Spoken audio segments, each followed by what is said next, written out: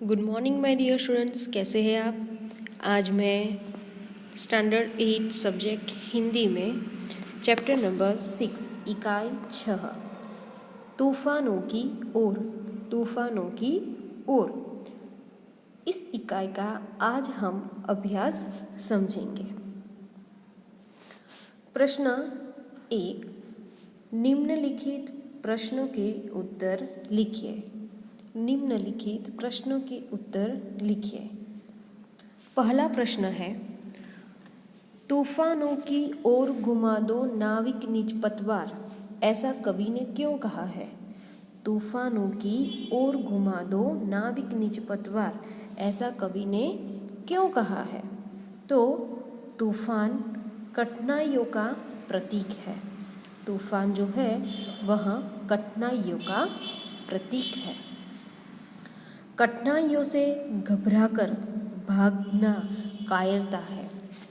यदि हम कठिनाइयों से घबराकर दूर भागते हैं तो उस कठिनाई का सामना करने की हमारे अंदर ताकत नहीं है, यानी कि हम कायर हैं ऐसा समझते हैं। कठिनाइयों का डटकर सामना करने में ही बहादुरी है। यदि हम कठिनाइयों का सामना करते हैं, उसका डटकर सामना करते हैं, तो हमारे अंदर वह बहादुरी है ऐसा हम मानते हैं। जीवन में आने वाली कठिनाइयाँ मनुष्य को बहुत कुछ सिखा देती है। हमारे जीवन में जो भी कठिनाइयाँ आती हैं तो वह मनुष्य को बहुत कुछ सिखा देती है, यानी कि हमें बहुत कुछ सीखने को मिलता है। उनसे हमें हमेशा आगे बढ़ने की प्रेरणा मिलती है। उनसे हमें हमेशा आगे बढ़ने की प्रेरणा प्राप्त होती है। इसलिए कवि ने नाविक से कहा है कि तुम अपनी नाव तूफानों की ओर घुमा दो।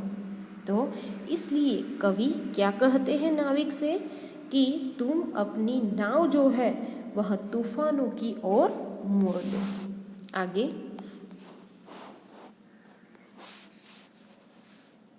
क्वेश्चन नंबर 2, सागर भी तो यह पहचाने में क्या पहचानने की बात कही गई है। सागर भी तो यह पहचाने में क्या पहचानने की बात की गई है। तो सागर भी तो यह पहचाने, इस वाक्य में मनुष्य के साहस और शक्ति की बात कही गई है। कवि कहना चाहता है कि ऐसी कोई कठिनाई नहीं है जिसका हल मनुष्य के पास न हो। क्या कहा है कि सागर भी तो यह पहचाने, इस वाक्य में मनुष्य के साहस और शक्ति की बात कही गई है कि यदि हमारे ऊपर कोई कठिनाइयाँ आती हैं तो उस कठिनाई का सामना करने में हमारे अंदर कितना साहस और कितनी शक्ति है उसकी बात यहाँ पर कही गई है। कवि कहना चाहता है कि ऐसी कोई कठिनाई नहीं है जिसका हल मनुष्य के पास न हो, कि ऐसी कोई भी मुसीबत नहीं है जिसका हल मनुष्य के पास न हो। दूसरा, समस्या आने पर हमें क्या करना चाहिए। समस्या आने पर हमें क्या करना चाहिए।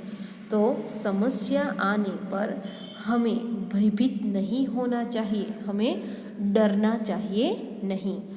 शांति और धीरज से समस्या का हल, समस्या का उचित उपाय खोजना चाहिए। यदि हम शांति और धीरज से उस समस्या के बारे में सोचते हैं तो उसका उचित उपाय हमें अवश्य मिलता है।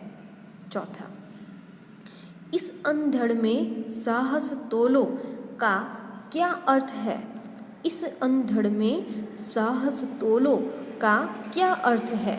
तो इस अंधड़ में साहस तोलो का अर्थ है कि यह तुम्हारे साहस की परीक्षा का समय है, कि यह तुम्हारे साहस की परीक्षा का समय है।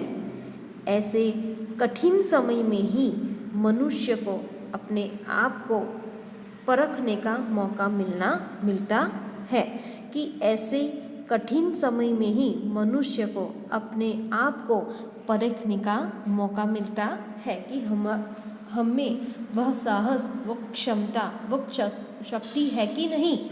तो यह जब कठिनाई आती है हमारे ऊपर, तब हम अपने आप को जानते हैं कि हम उस कठिनाई का सामना कैसे करते हैं।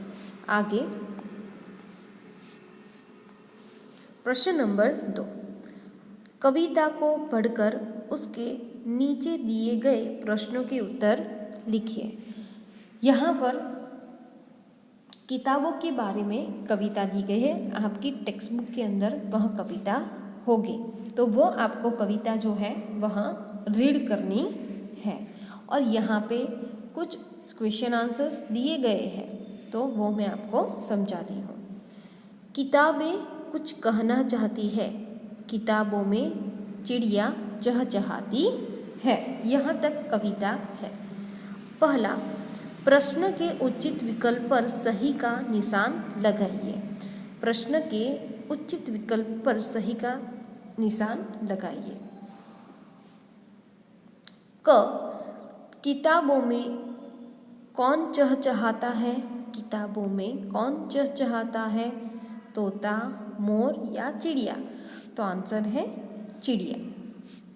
ख, किताबें किसके किस्से सुनाती है?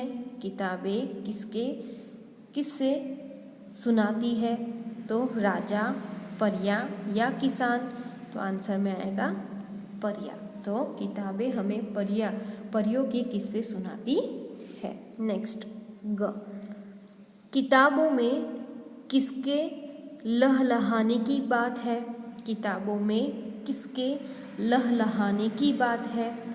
तो खेतियाँ, झरने और बाग। खेतियाँ, झरने और बाग। तो आंसर में आएगा खेतियाँ। तो किताबों में खेतियों के बारे में लहलहाती है वह बात की गई है। नेक्स्ट, प्रश्न 2, नीचे दिए हुए शब्दों का वाक्य में प्रयोग कीजिए। नीचे दिए हुए शब्दों का वाक्य में प्रयोग कीजिए। अ, परियां, तो उसका सेंटेंस बनता है परियां स्वर्ग में रहती है। परियां स्वर्ग में रहती है। ब, किस्सा, राम ने मुझे एक किस्सा सुनाया। राम ने मुझे एक किस्सा सुनाया। क, संसार, अदम्य से आपके संसार में 4 चांद लग जाएंगे।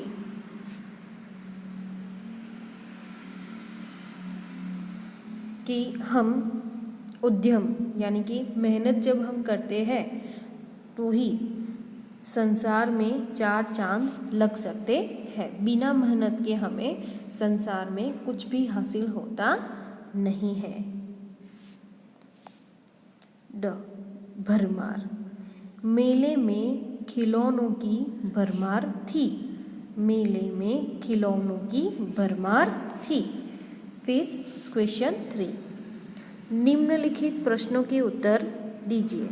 निम्नलिखित प्रश्नों के उत्तर दीजिए। क, किताबों में क्या क्या है? किताबों में क्या क्या है?